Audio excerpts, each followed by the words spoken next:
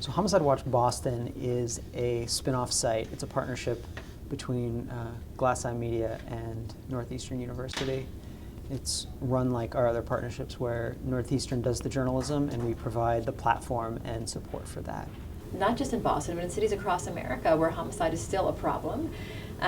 It's just not being covered enough because it's considered somebody else's problem. It's not affecting, white middle class as much as it's affecting people in poor neighborhoods, and so it just doesn't stay on the front pages in the way that it should. And lives are being shattered all the time, and these are important stories to document in our city. The idea is that for every homicide, you should know the time, the place. You should know the victim's name, age, race, gender. Date of birth tends to be really useful. Date of death, obviously. You want to know how they died. You want to know if they died at the scene or at the hospital. In traditional media, it is nearly impossible to follow a case through the court process. That cases tend to take a long time to move through the court system. In Boston, it can be 3 to 5 years that somebody can sit waiting for trial. And in that time, reporters leave, turn over, editors change direction, and the most important thing to understand about traditional media is that it's made to be thrown away. And the most important thing about the web is forever. Going back to what traditionally gets covered, there's a lot of untold stories. The Globe's not going to go to a motions hearing.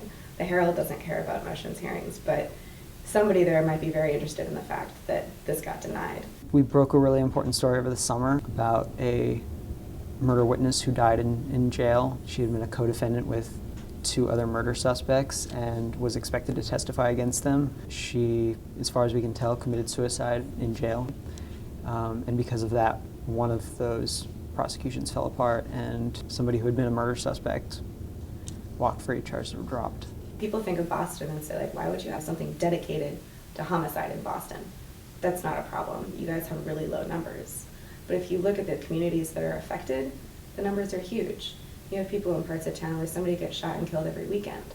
Violence, especially in our urban areas, and not just in our urban areas, but various neighborhoods, still goes on and still needs to be reported and still needs to be shared. The comments that we get tend to be a sign that people aren't seeing this coverage elsewhere. I think it's something that is needed.